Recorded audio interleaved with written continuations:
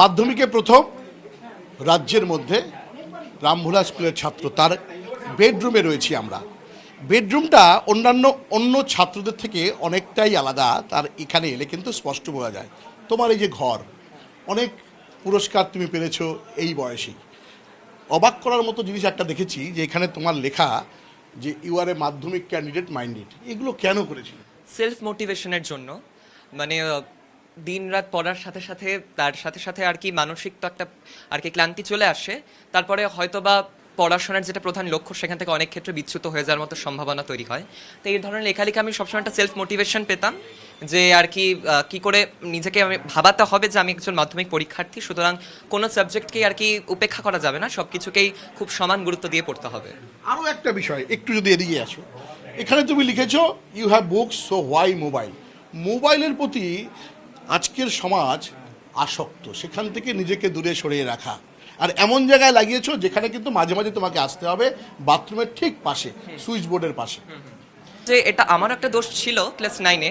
হতো যে আমি মোবাইল নিয়ে বসলে ইউটিউবে বিভিন্ন রকম ইনফরমেটিভ ভিডিওসই দেখতাম, যদিও সেই ইনফরমেটিভ ভিডিওস দেখতে দেখতে মাঝে মাঝে আর কি হয়ে যেত যে পড়াশোনার সময়টা ঘাটতি পড়ে যেত।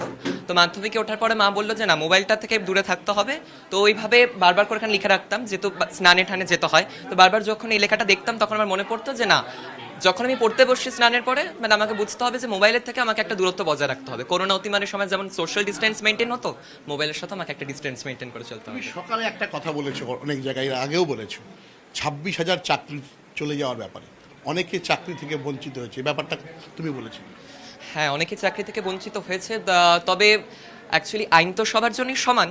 তো এবার শিক্ষকদের যোগ্যতা বিচার করার ক্ষমতা আমার নেই, তবে এক্ষেত্রে দেশের ভাবী নাগরিক হিসেবে যেটা আমি বলতে পারি তা হলো গিয়ে যারা কিনা অসৎ উপায় অবলম্বন করে হয়েছিলেন, যেটা দেখাচ্ছে খবর যেরকমটা সংবাদের মাধ্যমের মধ্য দিয়ে, তো তাদের ক্ষেত্রে তাদের জন্য বাকি যারা স্বাভাবিকভাবে অত্যন্ত নিষ্ঠা পরিশ্রমের মাধ্যমে শিক্ষকতাকে নিজের পেশা, নিজের নেশা করে তুলেছিলেন, তাদের উপর একটা কুপ্রভাব পড়ছে।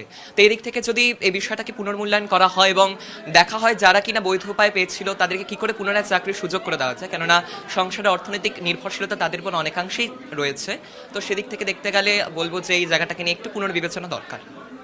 মোটিভেট করেছো নিজেকে, কি বার্তা দেবে পরবর্তী যারা পরীক্ষা দেবে? মোটিভেশনস, ডেডিকেশন, কমিটমেন্ট, এই জিনিসগুলো রাখতেই হবে ছাত্র হিসেবে, কারণ এগুলো ছাত্রের একটা অন্যতম বৈশিষ্ট্য, পরিকাঠামোকে তুলে ধরে।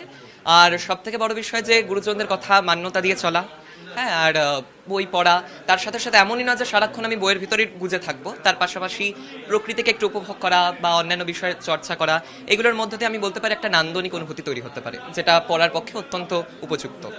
অনেক অনেক ধন্যবাদ TV9 বাংলার পক্ষ থেকে তোমাকে। ধন্যবাদ।